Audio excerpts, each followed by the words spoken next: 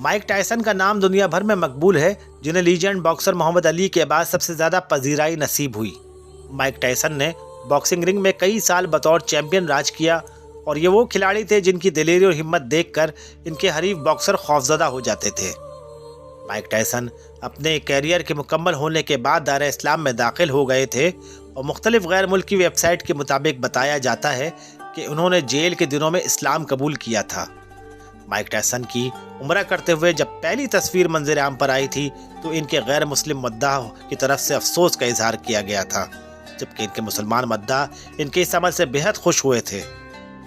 Mic Tyson نے مبینہ طور پر جیل میں وقت گزارتے ہوئے اسلام قبول کیا۔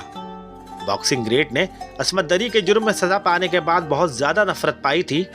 مائک ٹائسن غصے سے بھرپور شخصیت کے لیے مشہور تھے، مگر بعد میں انہوں نے اسلام قبول کرنے کا فیصلہ کیا۔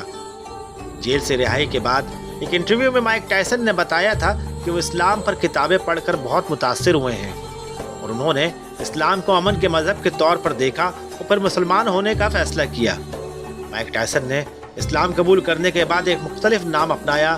رپورٹس کے مطابق مائک ٹائسن نے مسلمان ہونے کے بعد اپنا نام بدل کر ملک عبدالعزیز رکھ لیا، تاہم وہ اپنے باکسنگ کیریئر کے دوران مائک ٹائسن کے نام کے ساتھ ہی جڑے رہے، جو ان کی پہچان بنا، اور مذہب تبدیل کرنے کے بعد ان کے کسی بھی پروفیشنل باکسنگ مقابلے میں ان کا مسلم نام کبھی استعمال نہیں ہوا۔